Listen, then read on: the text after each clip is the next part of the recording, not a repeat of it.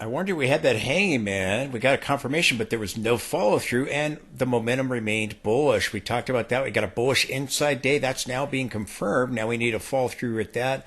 Again, we're trying to bounce off our 50. We talked about that yesterday, but we had red awesome oscillator bars and really mixed signals. Some signals were still showing the risk of more downside. Others were showing, like right here, that momentum was turning back to bullish. So again, if momentum can remain bullish, can continue. Again, we may get a pullback, but we might go higher before that happens. Again, looks like we just got a shallow pullback to the 50 period moving average.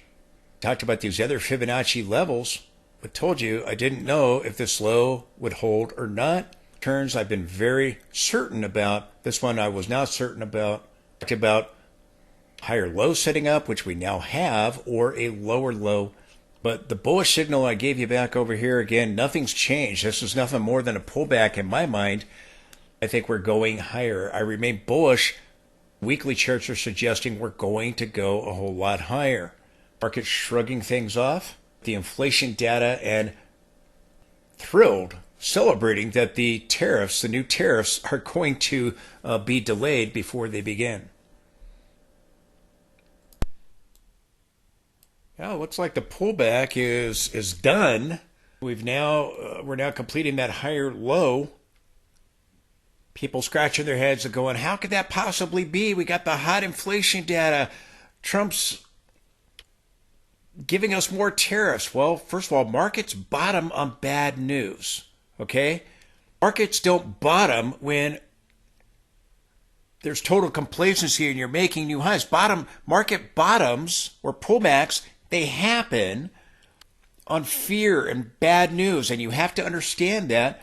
When we had the December high and the January high on the S&P, again, there was complacency and we had those sell-offs. Market shrugging off the bad news. Powell dismissed it again. I mean, he said, well, Powell's super hawkish. Inflation, he's trying to downplay it to rattle markets. We saw that earlier in the week when we got the CPI data. Well, you can't base things on just one or two reports. We're looking at the whole thing, and even though he's a hawk right now because he's concerned about inflation, he tried to downplay that with the CPI. Got the PPI coming in hot today as well. I'll show you that briefly. Then you had Trump sign the executive order for sweeping reciprocal tariffs coming, but it was delayed. Did that on social media before he signed that. I said it wasn't clear if the tariffs are going to be implemented immediately or if it's going to be like what happened with Mexico and Canada, where there was a delay to February 1st. Trump didn't do it immediately, but he delayed it, and then we have the pause with those tariffs. Now we have the tariffs on steel and aluminum, and possibly these other tariffs coming into play at a later date, and this could give us a final climax high, the final run-up in the market. The market's bottoming on bad news, but all of this, the inflation data ticking up, and the president signing the executive order for new tariffs, the ones with China, the steel tariffs, and aluminum. Again, all of this, and possibly the pause ending at some point with the Canada and Mexico tariffs. And again, maybe that doesn't happen, but these other tariffs, again, all these other countries rattle the market and give us the inflation freakout that I've been predicting. Again, I've been warning you that the inflation data is going to tick back up. We're now seeing it. I've been warning you, we're going to see an inflation freakout that's going to give us the top. The market's going to tank and the Fed's going to panic. That is what's going to happen. We have NVIDIA helping the NASDAQ market. Initially had some volatility surrounding it, but then shrugged it off, and we saw the rally. The Dow was up 342 points, up 0.77%. The S&P was up just over 1%, up 63 points, above 6,100 now at 6,115. The NASDAQ up 1.5%. The Russell up 1.17%. The VIX down nearly 5%, back down to the 15 level. Again, market shrugging off the inflation data. And again, the market closing higher as Trump holds off. We didn't know if the tariffs would be implemented immediately or if they would be delayed. We did not know that. Trump holds off on imposing new tariffs. He did not put the tariffs into place immediately. He directed trade officials to go country by country to put together a slate of tailored counter measures. This is going to take a little bit of time. They're talking about April. It may go longer. It may go a couple months. It could be that we get the final climax rally, and this is what ends up rattling the market. Go into place. There's coming an inflation freakout, as I've warned, and again, I think that the tariffs are going to be part of that. Please support the channel with the link directly below that allows me to be able to provide you this information. If you like the charts, you like the indicators, please let me know that by supporting the channel. It takes a lot of time and effort to do this. I share with you the charts that I look at every single day, but I don't have any sponsors on my channel. I do that purposely because I don't want to sell you a bunch of stuff. So I just ask that you do what you can to help out, but I need to hear from you in order to make it work. If you could take a moment to do that, I would really, really appreciate it. I thank you for that. Follow the link below. It'll take you to a secured site and you can donate any amount you want. Make it a recurring donation. Thank you. I just want to mention, again, the market shrugging off the hotter inflation data. Market celebrating the delay of Trump's new tariffs. And we're seeing the dollar drop. We're seeing the 10-year yield drop back down. And again, narrative now is, the dollar is going to collapse and we're going to have, the usher in the bull market here, and we're in the final phase of the blow off top. The dollar has already broken out. The dollar broke this trend line. It bounced off key support, horizontal support in our 200-week moving average. The dollar's had a monster run up here in the weekly time frame, and it's now pulling back. That will likely give the market and Bitcoin the strength that they need to rally up further. The dollar declines. They have a negative correlation more often than not. Now, the dollar is likely going to get a higher low. You got people now calling for the collapse of the dollar. It bounced off the 200 period moving average, the 200 week. It's likely going to get a higher low and then begin to surge as it did in the financial crisis. The market collapsed. Gold soared 40% and then it collapsed and followed the market, dropped 40%. But the dollar soared surrounding the financial crisis, eventually topped. Going to see the same thing happen here. Again, I think that the dollar is pulling back. I think it is going to give us a final run up to the levels I've been talking about. Over here, after the dollar broke out of the trend lines and cleared overhead resistance, shortly thereafter, Bitcoin and NASDAQ peaked and the S&P shortly after that. And the dollar soared and the market tanked in 2022. Here we've had the trend lines break. We're taking out overhead resistance and now we're pulling back. Now we're pulling back, and we'll probably get a deeper pullback towards the 50-week moving average. That's going to help the market. That's going to help Bitcoin. But then we're going to finish the blow off top, and the dollar's going to go higher as it did over here. After the pullback, the dollar soared, and we saw markets collapse. Dropped 78%. The NASDAQ dropped 37.5%. The S&P dropped 27.5%. It's not going to happen this time. It's going to be worse because now we're going to usher in a bear market. That was a major sell-off, major corrective move in the larger bull market. I've shown this chart recently in my Bitcoin videos, but again, this is the monthly chart.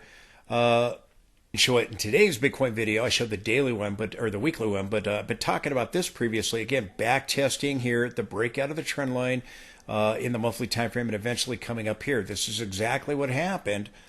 We got this big move up and markets tanked. I think you're going to see the same thing here. We're going to move towards this upper channel line, and I think that's where you're going to see the dollar peak. The MACD in the monthly time frames forming this massive negative divergence.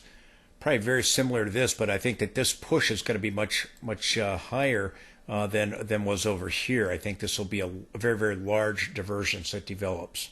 Dollar point back, likely going to give us the blow off top and resume the advance to new all-time highs for both Bitcoin, and Bitcoin's about to bottom probably. The S&P probably already did here a higher low. Watching the dollar, if we get a successful back test, complete the blow off top, and then we can resume the advance on the dollar and the market, and Bitcoin will peak. Begin to price in the recession. the Fed is telling us we're not going to have. Now, yesterday we got the CPI data, came in hot. We had it come in on a month-over-month basis at a 1.5-year high, the highest amount, jumping the highest amount in a year and a half on the CPI yesterday. Also have the PPI coming in hot. Again, I've been predicting this for months, that we are going to have the inflation begin to tick back up. Remember, for the Fed, downsized the amount of cuts and all the concerns that the Fed was expressing over tariffs and the overheating economy with Trump winning the election. Again, I told you, eventually we're going to see inflation begin to turn back up. It's going to be the catalyst for a market top. Because people were telling us before the Fed downsized the rate cuts, which I told you would eventually happen, was freaking out because we started seeing the Fed cut rates and we started seeing the 10-year yield soar. Before that happened, and I told you eventually that narrative would change, people told us inflation wasn't going to go back up. Fed was going to cut and it was going to go down. And I told you again, Fed was going to do what they did in 2007, all worried about inflation when they should be worried about the recession, and they ended up downsizing the cuts they were penciling in for 2025. Because I had warned that was coming. That the inflation data, I keep saying we're going to get an inflation freakout. That wasn't the narrative when I was predicting this would happen, and continued to predict this would happen, and now it's happening. We're seeing the year data with the PPI wholesale inflation jump as well, along with the consumer price index yesterday. It came in at 3.5. It was supposed to come in at 3.3, hotter than expected, and it came in above the previous reading at 3.3%. The core year over year came in also hotter than expected, 3.6 opposed to 3.3. The core PPI was hotter than the previous reading at 3.5. So it came in hot.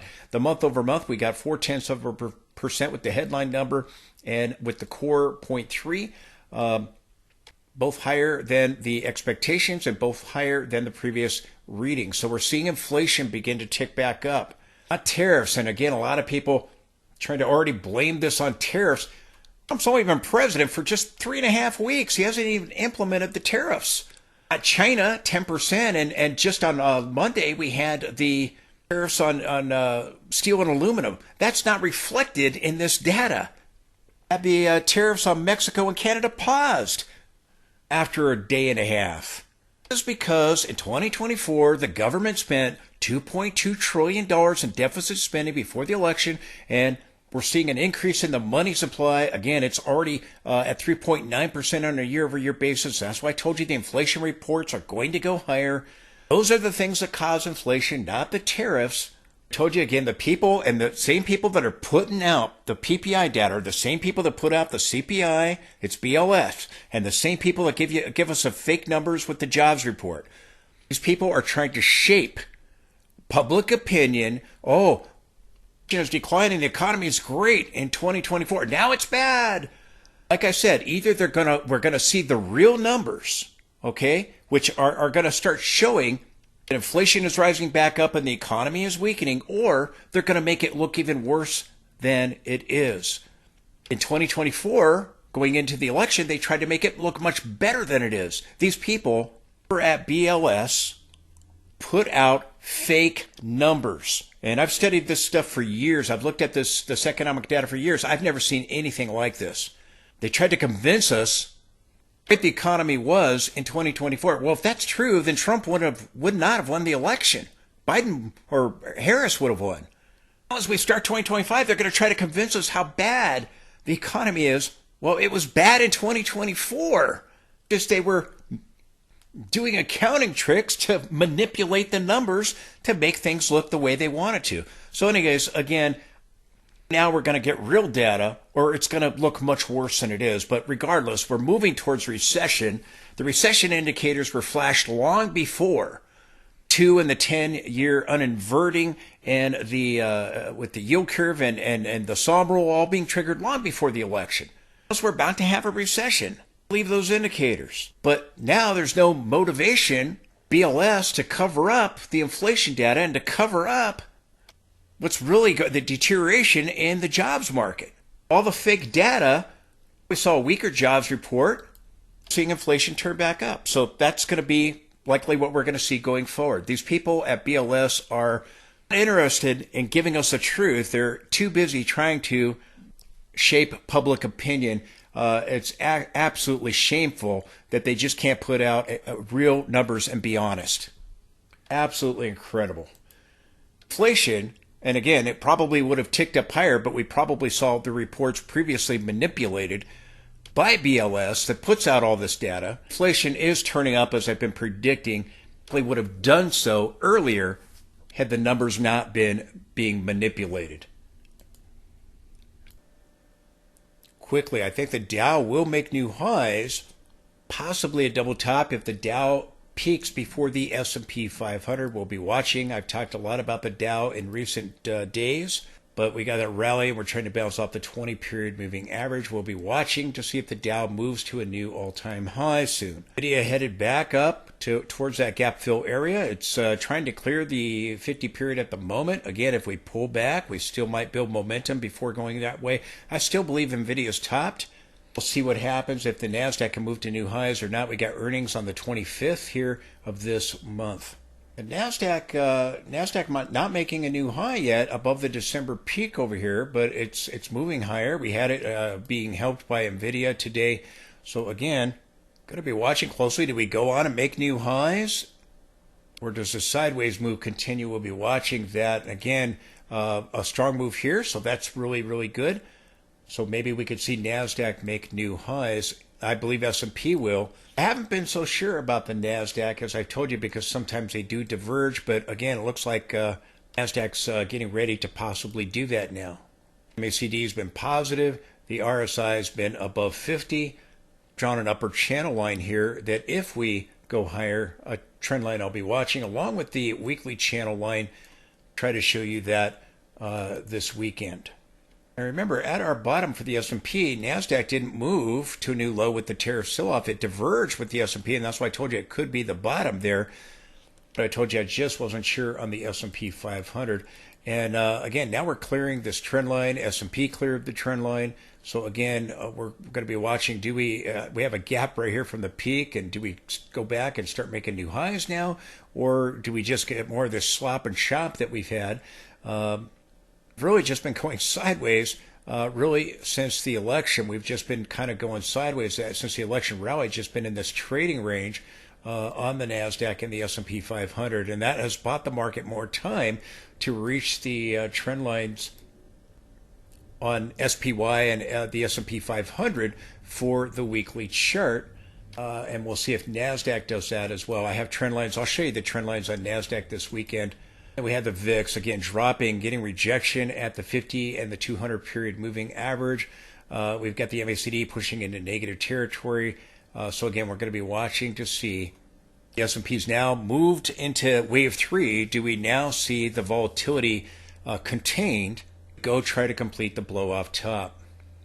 The VIX is back below the 50-period moving average. When you're below the 50-period moving average and you remain below it, good things happen on the S&P. We've been hop, skipping, and jumping around as we've been going sideways on the S&P, bottoming in January, getting the January peak, and pulling back, and really the December pullback in there as well. We've just been kind of going sideways, S&P, and so has the VIX. Saw the 10-year yield pop previously with the CPI data. Now it's turning down with the PPI, and ahead of Trump delaying the start of the tariffs. So again, it turned down even more, and it dropped about just under 2.5%. So we'll be watching the 10-year. Eventually, this is going to come down, and the market will follow it. But again, we're going to get a rally in the market. I was looking for a counter trend. Maybe that's it. Maybe it's not done yet. We'll be looking for clues. But the 10-year has a negative correlation right now with the market. I think, again, to go higher, I remain bullish. We got the signal today that now the pullback is done. I just want to say this. Again, the 60-minute chart has been very valuable to me, and I hope to you, telling me things that are going to happen before they happen. It's really done a very, very good job. I warned you about the election rally before it happened. with this bullish divergence here. I warned you about the pullback after the election rally with the Fed, with this divergence right here. And again, we went back to gap support. We bounced off the 200. We were going to continue the rally. We rallied on into the December high where we got another divergence. And again, these divergences have really done a very good job marking the turns. It gave us a sideways correction on the S&P, peaking on December 6th. The Dow peaked on December 4th, and it had started to sell off sharply. I told you if the triangle breaks up, the Dow's sharp sell-off will end. That sharp sell-off with the Russell. If we broke down and have a downward resolution, which we did with the Fed, that we get a bigger sell-off in the market, and we ended up seeing this sideways triangle go down, continuing the bearish signal that was over here. Formed some bullish divergences along the way that ended up forming this larger bullish divergence. And then I told you again on January 9th and 10th, we were going to go down. We were going to fill the gap over here. We were going to fill the gap from the election, and we were going to likely hit that trend line and bottom. And that's exactly what happened. And we had the election gap filled, and at 57.83, and we bottomed out. I told you that following week before, the week before, I told you we were going to bottom out that next week with the inflation data, bounce off that trend line and fill this gap, which is exactly what happened. Told you we get a rally. We did. Everybody was telling us head and shoulders. I told you it was a fake pattern and that we were going to get a breakout of the bull flag. It evolved into a bull flag, and that's exactly what happened. I told you it was evolving into that bull flag. We had the rally ahead, the breakout ahead of Inauguration Day, and then we continued to rally, and I told you we're going to get a pullback to backtest. What happened? We pulled back to backtest. We sold off with the deep-seek sell-off here, and then we began to claw our way back up. We filled it. I told you we formed this bear flag. We were going to go back and take out this low. Did that happen? Yes, that's exactly what happened. I marked these turns over and over, and it's the 60-minute chart really helped me call the November bottom, call this peak here in December, call these peaks or these bottoms right here that eventually gave us this bottom. And I told you once we broke down that we were headed towards that gap fill at 57.83, which was the election gap fill, and we hit that trend line. And we talked about that before it happened, before we hit that level. Multiple point divergences were forming. This bearish divergence formed, and I told you we were going to pull back. You know, it's funny. We had this push up here to new highs, and the people that told us this sell-off wasn't going to happen, and the sell-offs over here, again, so much complacency. Right now, we have the opposite. We've had a lot of fear. Markets bottom on bad news. Now, again, we're getting the bad news of more tariffs, but they're being delayed. So the hope is either they're not going to happen or, we have time. We buy more time. So anyways, I told you about the deep-seek sell-off before it happened, predicted it. I told you the tariff sell-off, predicted it before it happened. Both of them back over as we were rallying back up after I called that bottom. Now, I told you here I thought we'd go to new lows, and we did. And we backtested. Here, I told you I was not certain if we get a higher low or a lower low in a deeper Fibonacci retracement. Most people predict things after they already happen. I tell you exactly what I think. Hey, I think we're going to bottom here. I think we're going to pull back right here. Hey, you got a balance and a bounce. I've talked about these divergences, and I told you I thought we'd have a bottom at that 2023 trend line in the gap fill. Told you I thought we'd pull back here. Told you I thought we'd backtest. Told you here I didn't think that was it. I have the guts to tell you what I think. Very few people do that. And I'm trying to be honest with you and tell you, look, I don't know if we're going to take this low out or if we're going to get a higher low. If I think something, I'll tell you, but here I wasn't sure. And I told you it could be either way. I kept saying over and over, we're either going to get a higher low or a lower low. It still may not be done. I'll show you the scenarios right now, but if I'm not certain about something, I'm going to tell you and try to be honest with you. I think now, I told you if we've got a pullback, we could get a deeper pullback, but still get a higher low, or we could get just more of a shallow retracement, which we're just pulling back to just above our 200 period. I've continued to point out our 50, the green line, is still above the 200 period moving average. So again, I got attacked today by somebody saying, we didn't get the pullback that you said would happen. Yes, we did. I told you over here we're going to get a pullback. I told you over here it might be done. People have selective hearing and they only hear what they want to hear. I told you right here, again, we're going to pull back, either get a higher low or a lower low. I told you I didn't know which it would be. Looks like we're probably going to get a higher low. We got the pullback that I predicted to back test, which did happen. Hello? Do you see the peak here? Do you see the pullback here? Some people are absolutely amazing. Pick and choose what they want to hear. Absolutely incredible. That's why I'm reviewing for these tops and bottoms. I've made some pretty amazing calls with the 60-minute chart and my other indicators, and have really made incredible calls through this entire run-up right here to the August low. A little bit late calling the August bottom, but I called the July peak right on the nose. I called the September high and the September bottom right when it happened. Absolutely incredible calls. But again, if I'm unsure about something, again, I'm human. I'm not Nostradamus. I don't know the future. I look at support and resistance. I tell you what I think, and when I'm uncertain, I tell you. So I hope you can respect that, because obviously somebody can't telling me we didn't get the pullback when we did. I just told you it wasn't done, and we were either going to get a higher low or a lower low. So again, I continue, regardless, as I continue to say, we're going higher. We're going higher. This is nothing more than a pullback. It's not a reversal. I have two scenarios. Let me bring this in close. Here I think are the two possibilities. Again, if we've now completed the wave 2, the subwave 2 with this move, again, I told you, again, down here, I thought we were going to complete minor wave 4. I told you the head and shoulders was going to be a fake out pattern.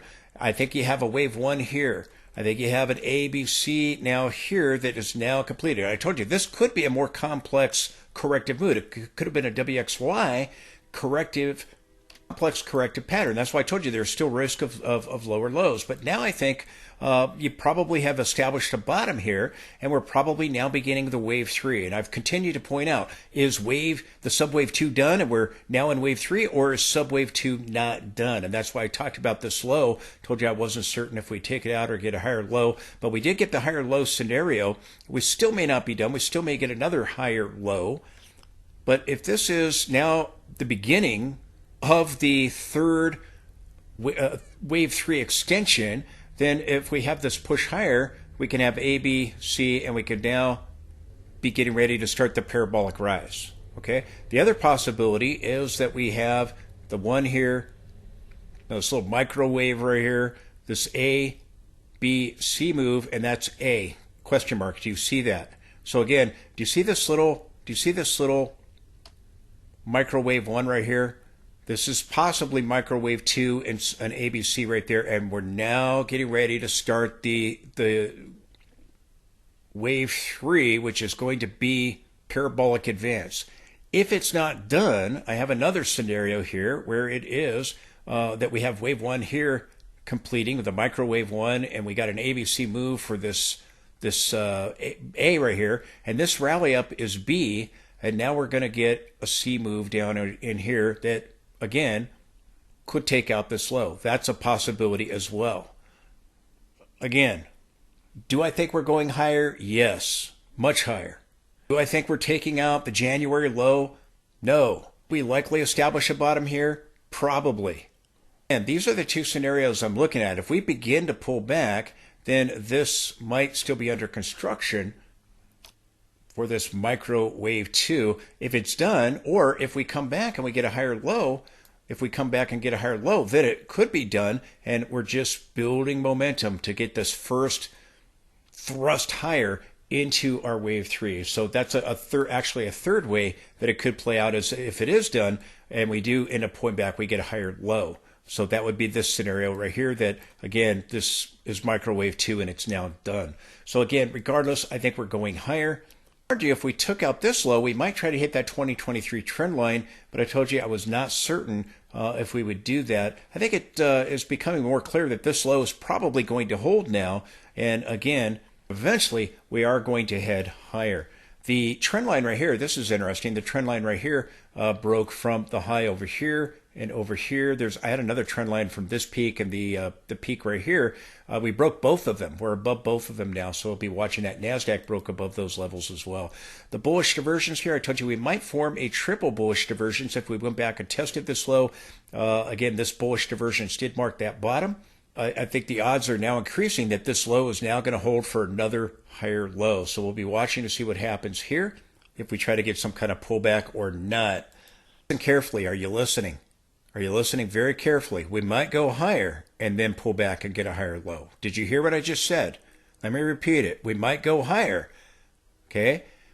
Clear this resistance area, this resistance zone altogether. The January high and the peak here. We might just clear this resistance zone area altogether, and I didn't right there, and clear this area and then pull back. Could happen that way. We cleared the peak over here from December before pulling back. Could see something like that. So again, it could play out another a couple of different ways. Regardless, again, I predicted the pullback. I got it. I told you again, this is not the top right here. This is not the top with our January peak.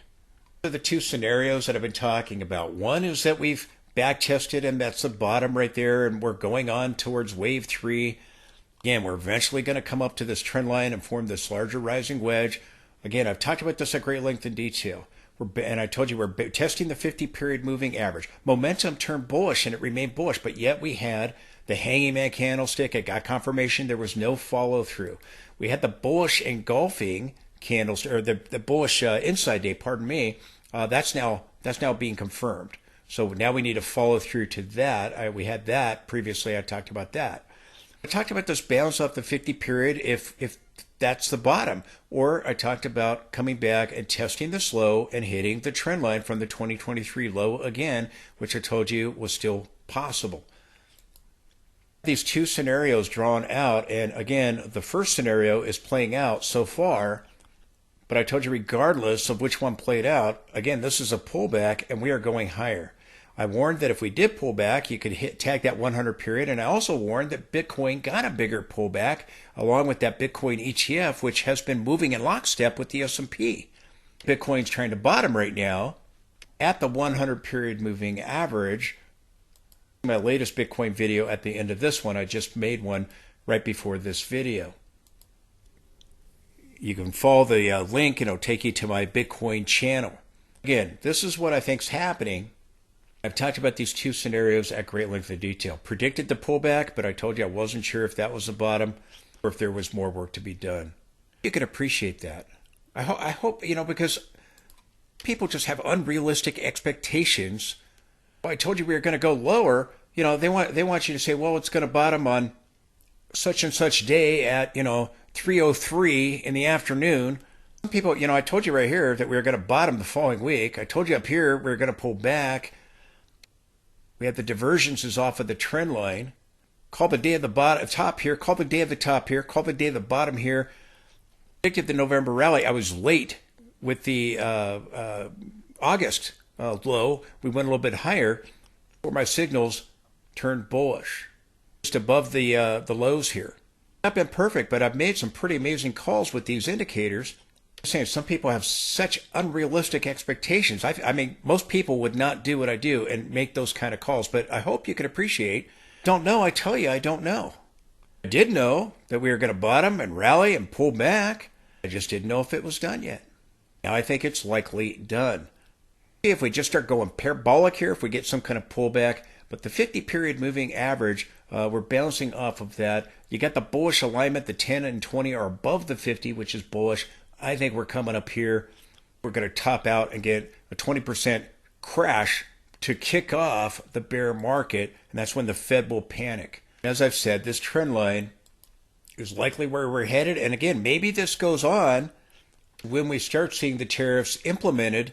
And again, this could give us the final phase of the blow off top. This rising wedge right here, and again, here's the trend line we bounced off of from the 2023 low that we predicted that January bottom there. Now the higher low with the pullback, I think, is probably done here. But this rising wedge is in this larger channel, and again, I think that's where we're headed, to the upper boundary of the rising wedge, and it's intersecting with the upper boundary of this large channel here, and that's where I think we're headed.